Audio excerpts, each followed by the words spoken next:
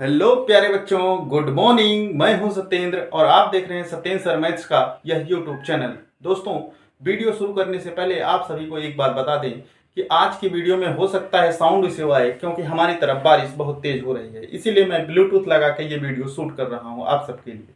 ठीक है बच्चों, तो वीडियो स्टार्ट करते हैं उसी मोटिवेशन के साथ कि सपने उसी के पूरे होते हैं जिनके सपनों में जान होती है।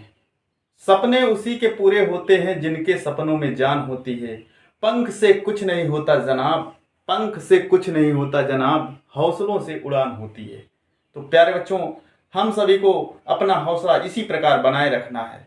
अगर जीवन में सफल होना है तो आपको मैंने कल ही बता दिया था कि 3 बातों का याद रखना है।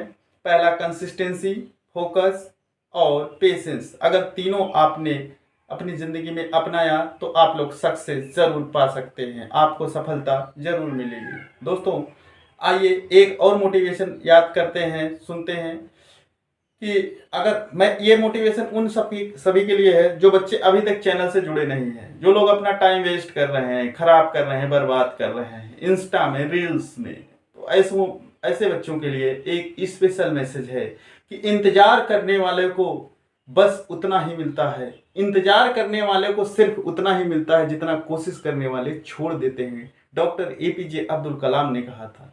तो बच्चों, अगर अभी भी आप चैनल से नहीं जुड़ रहे हैं तो आप लोग बहुत भूल कर रहे हैं। जल्द से जल्द चैनल से जुड़ जाइए, क्योंकि यहाँ पर डेली की वीडियोज में कुछ ना कुछ आपको सीखने को जरूर मिलता है। तो बच्चों, आइए आज के सेशन के स्टार्ट करते हैं। और आज हम पढ़ने वाले हैं रिफ्लेक्शन ऑफ लाइट, यानी प्रकाश का परावर्तन। ये क्लास 10th का साइंस वाला पूरा सब्जेक्ट है और पहले हम फिजिक्स को पढ़ रहे हैं। ठीक है प्यारे बच्चों, एक बात आप लोग ध्यान दीजिएगा कि जो ये आपका चैप्टर है प्रकाश का परावर्तन और अपवर्तन, यह 12th वालों के लिए भी उतना ही इंपॉर्टेंट है जितना 10th वालों के लिए, क्योंकि 12th के पार्ट सेकंड वाले में जो है ना वो पूरा यही सब आएगा। ठीक है, तो आइए शुरू करते हैं। प्रकाश का परावर्तन यानी रिफ्लेक्शन ऑफ लाइट क्या होता है, पहले हिंदी में समझते हैं। पहले मैं आपको बता दूं अलग से, परावर्तन क्या होता है यानी रिफ्लेक्शन क्या होता है। अगर मैं इस तरफ से आपको बोल रहा हूं, कुछ लिख रहा हूं, तो आपको मेरी आवाज यहां से इस तल से टकराने के बाद वापस सुनाई दे रही होगी। इसका मतलब है कि साउंड का भी रिफ्लेक्शन होता है, लेकिन हम इसको आगे पढ़ेंगे।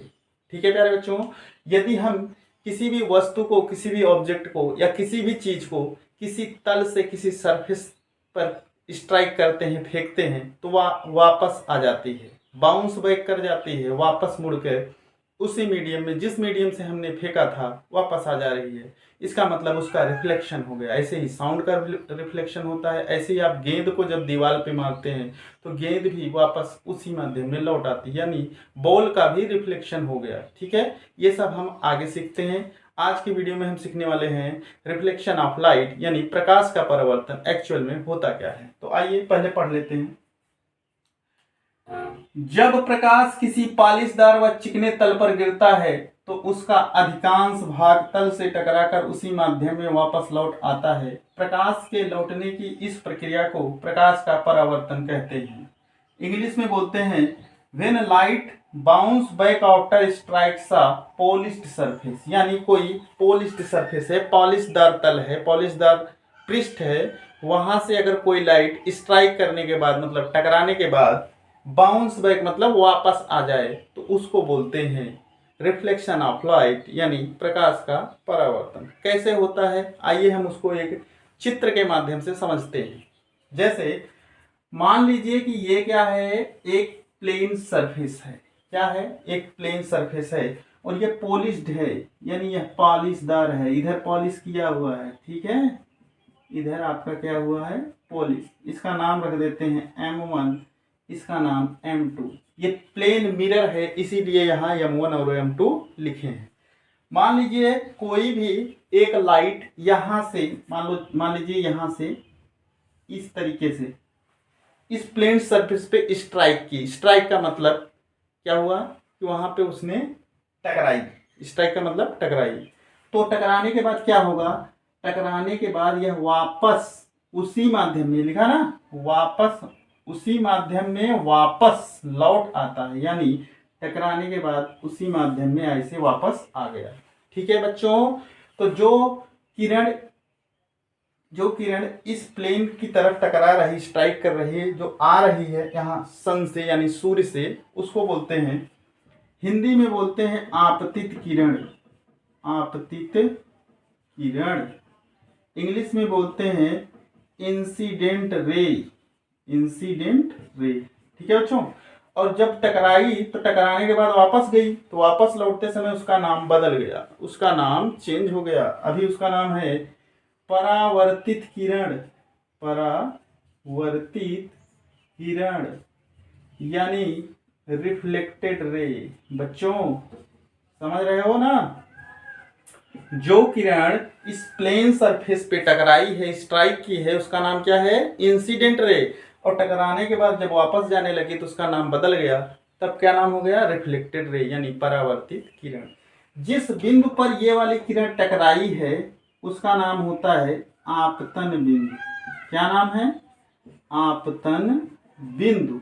इंग्लिश में बोलते हैं इंसिडेंस पॉइंट। Incidence point. ठीक है बच्चों। इंसिडेंस पॉइंट पे हम एक लंबवत रेखा खींचते हैं, वो भी काल्पनिक, इस तरीके से। मान लीजिए ये वाली रेखा है आपकी। ठीक है बच्चों। ये वाली जो रेखा है इसका नाम है अभिलंब होता है। क्या नाम होता है? अभिलंब। इंग्लिश में नॉर्मल बोलते हैं, NORMAL। ठीक है बच्चों। नॉर्मल। नॉर्मल क्या होती है? जिस बिंदु पर या जिस पॉइंट पर इंसिडेंट रे स्ट्राइक करती है वहीं से खींची गई एक लंबवत रेखा, वो भी काल्पनिक, उसको क्या बोलते हैं? अभिलंब। ठीक है। तो क्या होता है कि जो आपतित किरण है और जो अभिलंब है वहां पे एक कोण बन गया। कोण ये नापता है। ठीक है। अभिलंब क्या करता है? नापता है, मेजर करता है। तो जो कोण है उसका नाम क्या है? उसका नाम होता है आपतन कोण। आपतन कोण। और इसको इंग्लिश में बोलते हैं इंसिडेंस एंगल। Incidence angle. ठीक है बच्चों। इसको कोण आई के नाम से लिखते हैं। आई का मतलब क्या हुआ? इंसिडेंस। और ये वाला भी एक एंगल इधर दिख रहा है आपको ना, ये वाला अभिलंब, ये अभिलंब हुआ, ये वाली रिफ्लेक्टेड रे हुई, मतलब परावर्तित किरण। अभिलंब और परावर्तित किरण के बीच में भी एक कोण बन गया, उसको बोलते हैं परावर्तित किरण। परावर्तित किरण। हिंदी में बोलते हैं रिफ्लेक्टेड रे। Reflected angle. ठीक है बच्चों, समझ लेना आप। रिफ्लेक्टेड एंगल ये है, इसको बोलते हैं कोण आर। ठीक है। कोण आर। आर का मतलब रिफ्लेक्टेड एंगल। ठीक। तो मोटा मोटा जो है आपको समझ में आया पूरी बात? ठीक है। जो किरण सन से निकल रही यानी सूर्य से निकल रही है और इस सरफेस से टकराएगी, और वो सरफेस कैसा हो? पॉलिश्ड सरफेस हो। ठीक है। यहाँ पे लिखा ना पॉलिश्ड सरफेस, तो इसके नीचे सब पॉलिश किया हुआ है।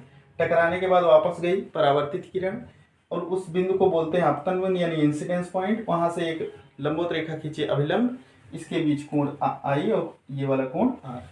दोस्तों कोण आई और कोण आर, ये दोनों कोण आपस में क्या होते हैं? इक्वल होते हैं, बराबर होते हैं। अब इसको हम सीखते हैं इसके नियम में। तो आइए अब सीखते हैं लॉ ऑफ रिफ्लेक्शन यानी परावर्तन का नियम क्या होता है। तो बच्चों अब हम पढ़ने वाले हैं लॉ ऑफ रिफ्लेक्शन यानी परावर्तन का नियम क्या होता है। तो आइए देख लेते हैं। पहला नियम क्या कहता है? आपतन कोण और परावर्तन कोण आपस में बराबर होते हैं। Angle of incidence is equal to the angle of reflection. कहने का मतलब ये, जो आपका ये आपतन कोण है यानी कोण आई बराबर होता है कोण आर के। यह दोनों एंगल अभी मैंने पिछली बार बताया ना कि कोण आई बराबर कोण आर। पहला नियम ये है, बहुत इंपॉर्टेंट नियम है दोस्तों, आप लोग इसको याद जरूर कर लीजिएगा क्योंकि एग्जाम में बार बार पूछता है ये। दूसरा नियम है आपतित किरण, परावर्तित किरण और आपतन बिंदु पर खींचा गया अभिलंब एक ही तल में होते हैं। एक ही तल में होते हैं मतलब एक ही प्लेन में होते हैं। The incident ray, reflected ray and the normal at the point of incidence are lie in the same plane. Same plane मतलब एक ही तल में होते हैं। तो आप देख सकते हैं इसका एक तल इधर है, एक तल इधर है, दो तल है ना, एक ये है और ये है, तो एक ही तल में होते हैं, तीनों एक ही तल में होते हैं। तो प्यारे बच्चों, आज की क्लास हम यहीं समाप्त करते हैं। और जाते जाते मैं आपको बता दूं कि पिछले वीडियो में किसी ने पूछा था कि आप ऑप्टिकल मीडियम के बारे में, एक और है ना ट्रांसलूसेंट करके, क्या नाम है उसका, उस मीडियम को आपने बताया नहीं, तो मैं बता दे रहा हूँ। ट्रांसलूसेंट करके पूछा था ऐसे कुछ, इसको हिंदी में पारभासक बोलते हैं, ठीक है, पारभासक। तो अगर ऑप्टिकल मीडियम की बात की जाए तो तीन तरीके के होते हैं। पहला क्या होता है, ट्रांसपेरेंट मीडियम, दूसरा ओपेक मीडियम, और तीसरा ट्रांसलूसेंट मीडियम यानी पारभासक। पारभासक क्या होता है कि यदि कोई कांच हो वह खुरदुरा हो, खुरदुरा हो मतलब वह चिकना ना हो, उस पर घिस गया हो, तो जब आप उससे प्रकाश को क्रॉस कराएंगे तो प्रकाश का कुछ ही भाग यानी बहुत ही कम अल्पांश जिसको बोलते हैं, वह उतना ही भाग उस मिरर के उस साइड जाएगा यानी क्रॉस करेगा, या बोले कि उससे गुजरेगा, तो उसको बोलते हैं ट्रांसलूसेंट। समझ में आ गया होगा। तो बच्चों, आज की वीडियो कैसी लगी आप लोग कमेंट बॉक्स के माध्यम से जरूर बताइएगा। और आप लोग देखते 100 लोग हो, कमेंट करते हो 20 लोग, क्या यार, जब समझ में आ रहा है तो बताइए, नहीं समझ में आ रहा है तब भी कमेंट कीजिए कि सर इसको बताइए, मैं फिर से बताऊंगा, उसको बताने का पूरा प्रयास करूंगा। वीडियो कैसी लगी आप लोग जरूर बताइए करिए। आप लोग देखते हैं, लाइक भी नहीं करते हैं, चलो ठीक है, लेकिन कमेंट जरूर किया करिए, क्योंकि कमेंट से हमको सजेशन मिलता है कि अगले वीडियो में हमें क्या बताना है, क्या नहीं बताना है। तो दोस्तों चलते हैं, तो आप लोग स्वस्थ रहिए, मस्त रहिए, पढ़ाई में एकदम व्यस्त रहिए। और अभी मैं एक बात और बता दूं कि अपने आस पड़ोस में जितने भी बच्चे हैं जो कक्षा 10 में हो, कक्षा 12 में हो, यानी क्लास 10th में हो, 12th में हो, ठीक है, चाहे इंग्लिश मीडियम से पढ़ते हो चाहे हिंदी मीडियम से पढ़ते हो, आप लोग सबको बताना है, आप सभी का जिम्मेदारी है, कर्तव्य है कि आप उनसे बताइए कि चैनल के साथ जल्दी से जल्दी जुड़ जाइए, कुछ ना कुछ सीखने को हर वीडियो में मिलता है। तो चलते हैं एक मैसेज के साथ कि आप लोग अपने आस पड़ोस में साफ सफाई रखें, अपने साथियों के साथ सहयोग की भावना बनाएं, महिलाओं बुजुर्गों का सम्मान करें, बच्चों को प्यार दें। मिलते हैं नेक्स्ट वीडियो में, कुछ और नया सीखने वाले हैं। चलते हैं, बाय बाय, जय हिंद दोस्तों।